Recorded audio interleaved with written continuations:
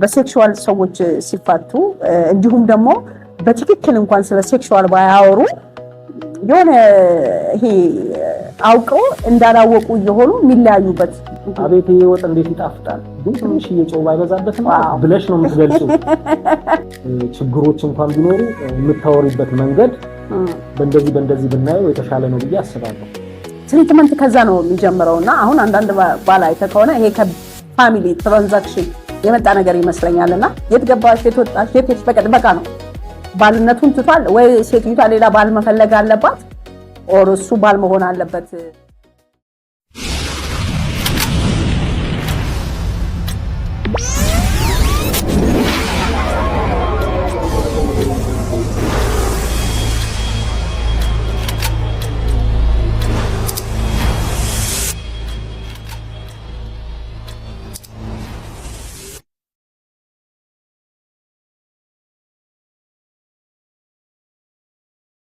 አመሰግናለሁ ሌላኛው እንድንወያይበት እንፈልገው እስኪ ሃይማኖትና ሳይኮሎጂ ወይ ደግሞ ሃይማኖትና ትዳር እንዴት ታየዋለ አብረው ግንኙነት አላቸው ሊንኬጅ ይፈጥራሉ ምን ትላለህ እስኪ አክቹአሊ ያው ለምሳሌ ሃይማኖትና ሳይኮሎጂ ትዳር በጣም ግንኙነት የሚያደርግባቸው ሁኔታዎች አሉ ለምሳሌ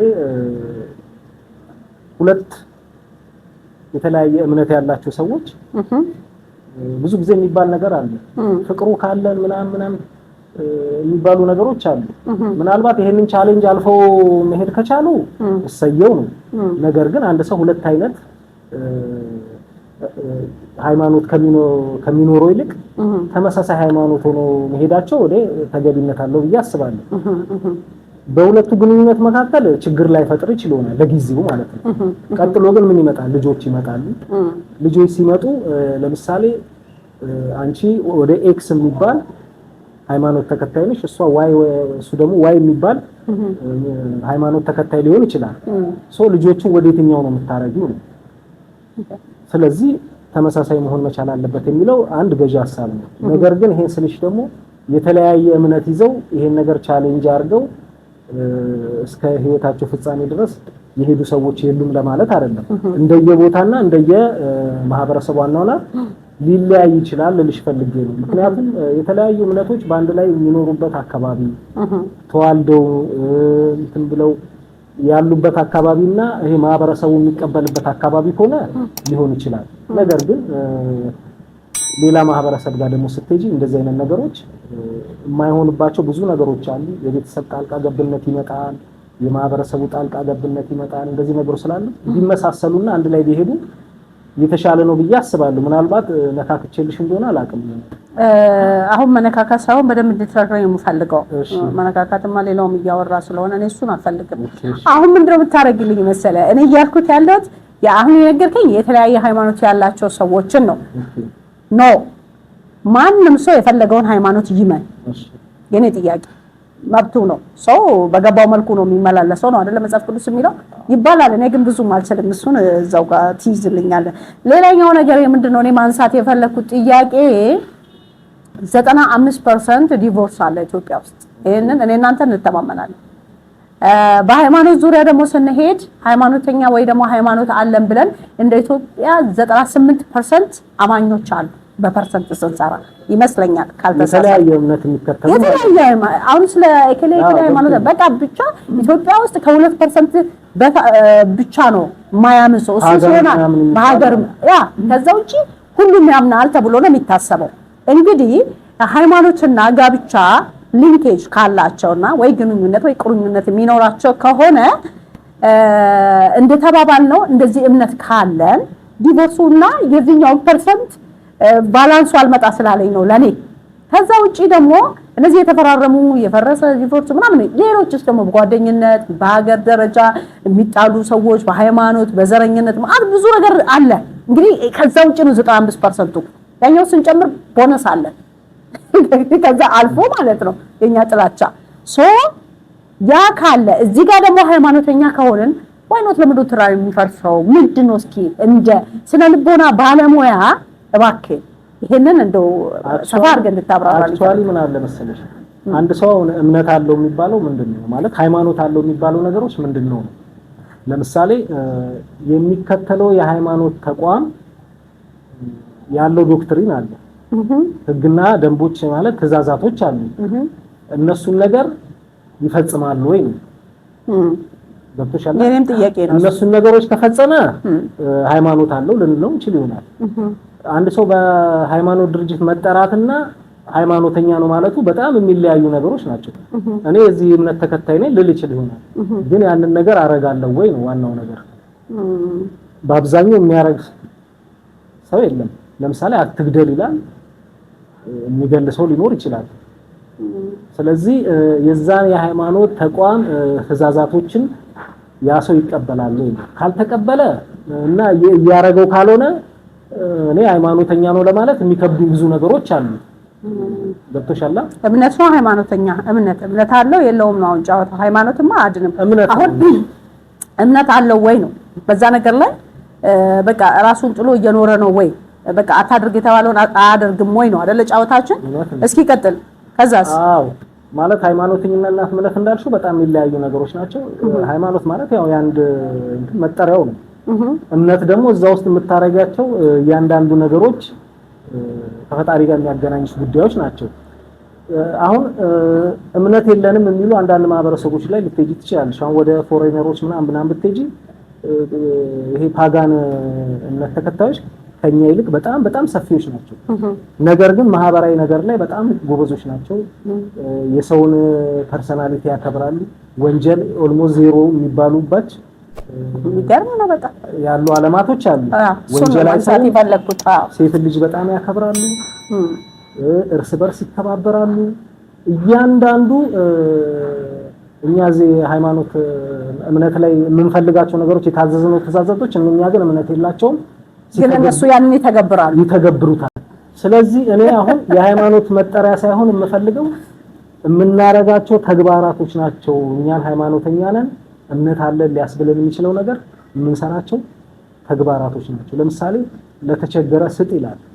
አውቀዋለሁ ኖሮኝ ያን ነገር ማድረግ እየቻልኩ ሳላረግ ቀርቼ እኔ ሃይማኖተኛ ነኝ ማለት እኔ በራሴ አልችልም። ስለዚህ ሃይማኖት ስራ ነው ብዬ ነው የማስበው። እስኪ እኔ እንደዚህ የሚመለስልኝም አይመስለኝም። ለኔ አላቅም ይሄ ነገር ለምን እንደዚህ ጥያቄ እንደሆነብኝ አላቅም። እኔ አሁን በየፐርሰንቱ ነገር ነው ጭንቅላቴን እያሳመመኝ ያለው። ታዲያ እንደዛ ከሆነ ገዳይ ከሆነን ምንጠላ ምንፈታ ምንም ስለሰው ጉዳይ የማይኖረን ከሆነ ምንድነው የኛ ጥቅም? በአምላክ ስም እየሄድን የሆነ ፓርቲ ስር ተደብቀን ፓርቲ ነው በቃ ፓርቲ እንበላው ካሁን በኋላ ወይ ደግሞ ምንድነው ልንለው የምንችለው የሆነ በቃ የሃይማኖት ስም ያለው ተቋም ነገር እዛ ውስጥ ሆነን ነው ሌላ ሚና የምንጫወተው ማለት ነው። ሶ ላይክ የአርሰናል ተጫዋችና ምንድነው ማንቸስተር ተጫዋች ደጋፊዎች አይነት ነው የሚሆነው እኮ ያኛውን አሁን ቅድም የነገርኩም ሬሽዮ ስታየው እሱ ነው የሚሆነው። የአርሰናል ደጋፊ ከሜዳው ውጪ ሆኖ ነው የሚጮኸው። ሲሸነፍበት አይፈልግም፣ ግን ገብቶ ተጫውቶ ያንን ጨዋታ ሊያሻሽል የማይችል አይነት እሳቤ ነው ያለው። አይገባም። ምንም የፈለገ ቢወደው ምንም የፈለገ ቢያፈቅረውም ያንን ኳስ ጨዋታ ገብቶ ዞር በል እስኪ አንተ አትችልም፣ ይሄን ነገር እኔ አሻሽዬው ጎል አስገብቼ የተሻለ ነጥብ ላንጣ ብሎ ሊያስቆጥር አይችልም። የኛ ጨዋታ አሁን እንደሱ እየሆነብኝ ነው የመጣው። ለምን ብትለኝ እዚህ ጋር ይሄ ፐርሰንት ሚኖር ከሆነ ይሄ ህዝብ እየተጣላ እየተባላ በቃ ግን ሃይማኖት አለ፣ ግን የሚታየው ሬሽዮ የወጣው የተሰራው ዳታ እንትኑ ከዛ በታች ነው። ላይክ እንደሱ ነው ማለት ነው። አክቹአሊ ምን አለ መሰለሽ አሁን ብለህ ተስማምተሃል። የትኛውም ተቋም ላይ አሁን ስትሄጂ አይደል የትኛውም የእምነት ተቋም ላይ ስትሄጂ ለምሳሌ ሴት ልጅ አይደለም የሰው ልጅ የሚለው ነገር በራሱ ክብር ይሰጣል። የትኛውም በጽሁፍ ደረጃ ያለውን ነገር ነው የምነግርሽ። ጽሁፍ ምን ያደርጋል? ለምሳሌ ፈጣሪ ሴት ልጅ ሲፈጥራት ከአዳም እዚህ ጋር አጥንት መውሰዱ በራሱ ይላል ፈጣሪ። ከዚህ ጋር መውሰዱ በራሱ መሀል ላይ ነው አይደል? ፈጣሪ ምክንያት አለው ይላል። ከሱ ጋር የተወሰደው ከአጥንት ላይ ምናምን የሚባል ነገሮች አሉ። አክቹአሊ ያ እንደግጭ ምን ያህል እውነት ነው እንግዲህ። እሺ እና እንግዲህ ያው በሌላኛውም እምነት የትኛውም ደግሞ ብትሄጂ ተመሳሳይ ነገሮች አሉ ብዬ ነው የማስበው። ማለት መልካም የሆኑ ነገሮች ማለት ነው። የትኛውም ይሄንን ይደግፋል። ነገር ግን ተግባራዊነቱን ስናረገው እርስ በርስ እንከባበራለን ወይ? በዘረኝነት ሴንስ እርስ በርስ እንከባበራለን ወይ? ሴትና ወንድ እርስ በርስ ይከባበራሉ? የጀንደር ፐርስፔክቲቭ እነኚህ ነገሮች ስናይ ግን በጣም ብዙ የተራራቁ ነገሮች አሉ። በተሻለ መድረክ ላይ የምናወራው ነገርና ወርደን የምናየው ነገር እጅግ በጣም የተለያየ ነገር ነው። እዚህ ላይ አሁን ችግሩን ከማጉላት ይልቅ ያው ነገሩ አንድን ችግር ማጉላቱ ጥሩነቱ ምን መሰለሽ ለመፍትሄ 50% ነው ይባላል። ትክክል ያ ልክ ነው። ችግሩን ካወቅነው እናንተን ካለ ምን እናድርግ የሚለው ነገር ሶሉሽን ይመጣል ማለት ነው። ስለዚህ ያው በአብዛኛው ያው መቀበልሽ ነገሮች አሉ፣ ግን ነገሮችን ግን አንዳንድ ጀነራላይዝ ስናደርግ ያው ስህተት እንዳንሰራ ስለምፈልግ ነው። ጀነራል ልናደርግ አንችልም እንኳን መቼም እንዳልኩሽ ነገር ነው። አማይነን ለማለት እኔ በጣም ይከብደኛል እውነት ለመናገር። በራሴ በኩል ነው የምናገረው ይሄን ነገር። እኔ አሁን በራሴ በኩል ብናገር የምከተለው የሃይማኖት እምነት አለኝ፣ ግን የሚለኝን ነገር እየተገበርኩ ነው ወይ? በትክክል ያ አይ ዶንት ቲንክ ሶ በራሴ ገብቶሻል። እየተረጎምኩት አይደለም። ስለዚህ እውነት ነው ይሄ ችግር አለ። በዚህ ብናየው ጥሩ ነው። ምን እናድርግ? ትውልድ ከኛ ምን ይማራል? ቤተ እምነት ምን ያድርግ? መሪዎች ምን ያድርጉ? አሁን እዚህ ውስጥ ነን። ሩት ኮዙን አውቀነዋል የቱ ጋር እንዳለ። መጀመሪያ የችግሩ ባለቤት ሴቶች በራሳቸው ይሄ ነገር ግንዛቤ ሊኖራቸው ይገባል። ገብቶሻል። ይሄ ነገር ግንዛቤ ሊኖራቸው ይገባል። አንደኛው ነገር ይሄ ነው። ሌላኛው ነገር ደግሞ ሞዴሊንግ መሆን መቻል አለብን ብዬ ነው የማስበው። ለምሳሌ የእምነት ተቋማት ማለት በቃ ሶሻሊ ኢንፍሉዌንስ የሚያሳድሩ ሰዎች አሉ አይደል? ሶሻል ሚዲያ ሶሻል ሚዲያ ላይ የምናያቸው ነገሮች እነሱ ከማውራት ሞዴሊንግ መሆን መቻልና ማሳየት መቻል አለባቸው ማለት ነው። እስኪ እንግዲህ ትልቅ ሐሳቦች ሰፊም የሆነ ሊያስተምር የሚችል ሐሳቦችን ነው እንግዲህ ከስነ ልቦና አዲሱ እየሰማችሁት። አድማጮቼ ከዚህ ብዙ ነገሮች እንደምንረዳ ነው። ምንድነው ማድረግ ያለብን? ህፃናትን እንዴት ማሳደግ አለብን? ሃይማኖታችን ምንድነው የሚመስለው? የምንኖረውስ እንዴት ነው? እውነትን እውነት ውሸትን ውሸት ብለን ነው የምንኖረው? ይሄ የዲቮርስ ወይንም ደግሞ የጋብቻ መፍረስ በጣም ትውልድን ለሌላ ነገር እንዳያዳርግ ነው የኛ ፍራቻና ምን እናድርግ? አለ ችግሩ። ሁላችንም እናውቀዋለን። ግን በምን አይነት መልኩ ነው ይሄን ነገር ልንፈታ የምንችለው?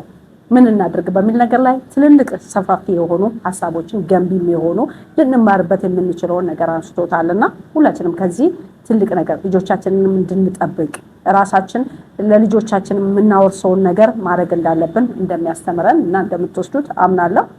አሁንም እስኪ ተከታተሉን፣ ይቀጥላል። ወደ መጨረሱ እየሄድኩኝ ነው፣ ግን እስኪ አንዳንድ ነገሮችን እናንሳና እንጨርሳለን ማለት ነው። ሌላኛው ነገር እኔ ማለት የፈለኩት ነገር ምንድነው ያው ውይይትም ስለሆነ ነውና አሁን ኢትዮጵያ ውስጥ ብዙ ጊዜ ቴክኖሎጂ አለ። ቅድም አንስተህ ነበረ ቴክኖሎጂና የሰው አኗኗር ቴክኖሎጂ አላቅም በጣም ለበለጸጉ በጣም ለተማሩ ሀገራት ያው ሰዎች ራሳቸውን በልጽገው በጣም ከኛ ጋር ሃይ ላይፍ እየኖሩበት ነው። እኛ ጋር የኢኮኖሚ ችግር አለ፣ የባህል ችግር አለ። እነዚህ ነገሮች ራሱ ተጽዕኖ የሚያመጡ አይነት ነገር እስቲ ለልጆቻችን አሁን ቴክኖሎጂን በእድሜያቸው ቢያውቁ ቅድም ያልከኝ አዌርነስ ያስፈልጋቸዋል። ልጆች በጣም መኮትኮት አለባቸው። ሊነገራቸው የሚችል በእድሜያቸው ደረጃ መሆን አለበት። በጀንደር ራሱ መለያየት አለባቸው። ለወንድ ልጅ የምትነግረውና ለሴት ልጅ የምትነግረው ነገር አንድ ላይ ሆን ይችላልና እኔም እዚህ ላይ ብዙ ጊዜ ያው ስሰራም ስለቆየሁኝ እስኪ ቴክኖሎጂን አስመልክቶ አሁን ብዙ ጊዜ አይተ ከሆነ እናቶች ለገና ለህፃንም ለሆኑ ልጆች ስልክ ይሰጣሉ ዝም እንዲሉ።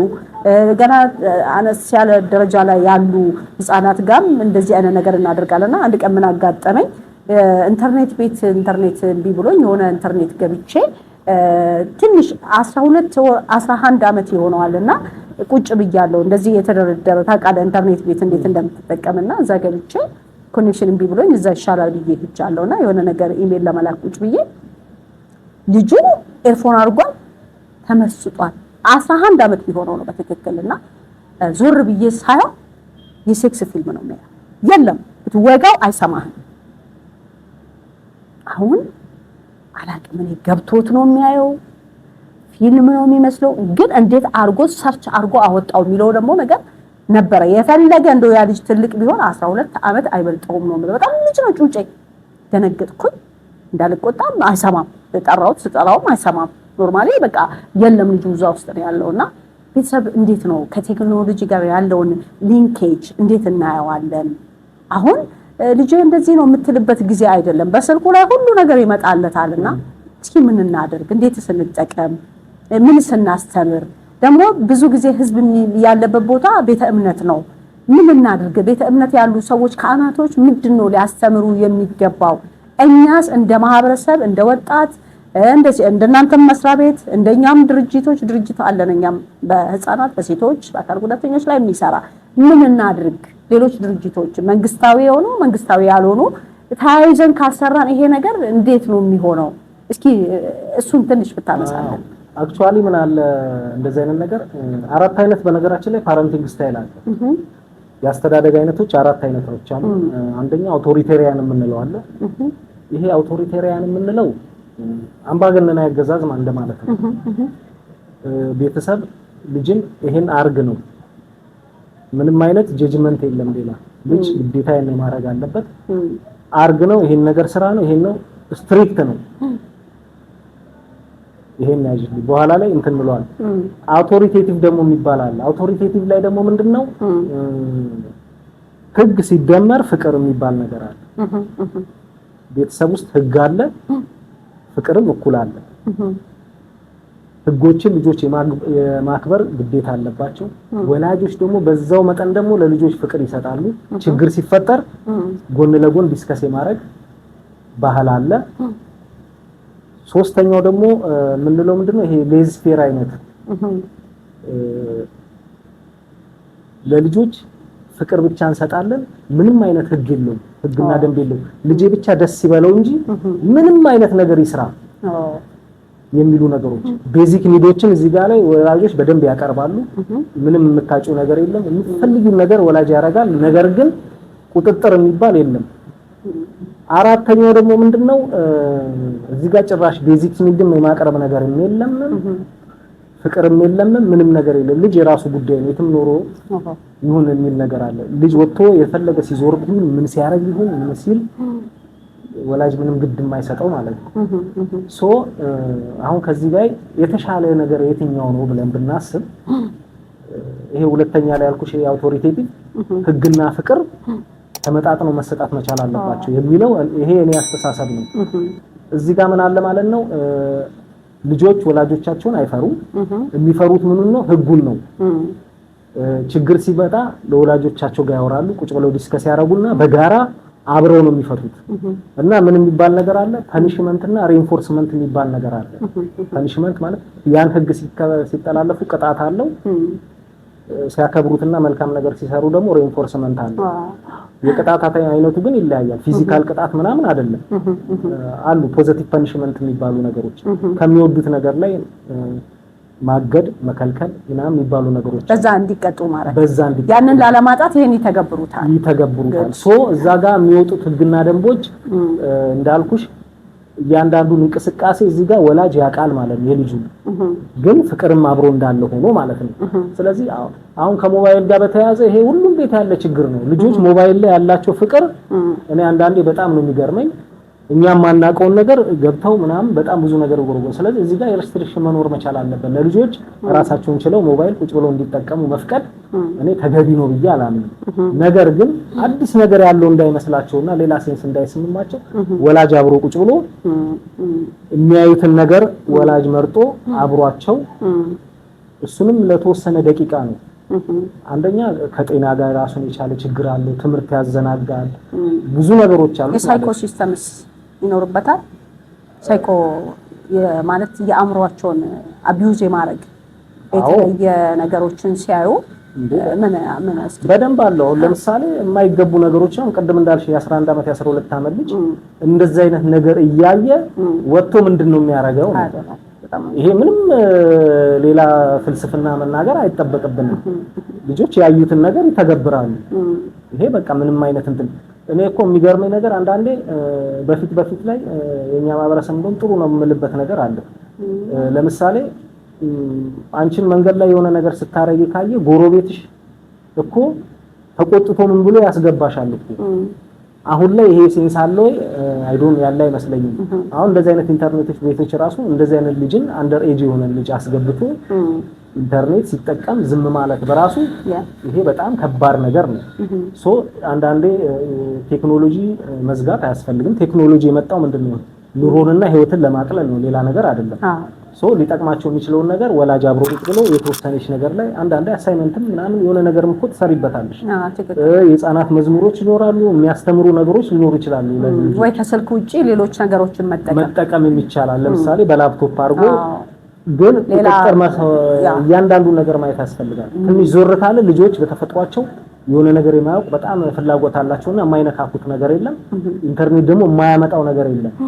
የሆነ ነገር ስለኪ ወይ አጉል ነገር ውስጥ ገብቶ የማይሆን ነገር ሊያዩ ይችላሉ ማለት። ስለዚህ በቁጥጥር እሱንም በተወሰነ ሁኔታ ለሆነ ጎል ላይ ቢጠቀሙ እኔ ችግር አለ ብዬ አላስብም። ግን 100% ስልክ ሰጥተን እንትን ማለቱ ግን ከጥቅሙ ይልቅ ጉዳቱ በጣም ከባድ ነው ብዬ ነው የማስበው።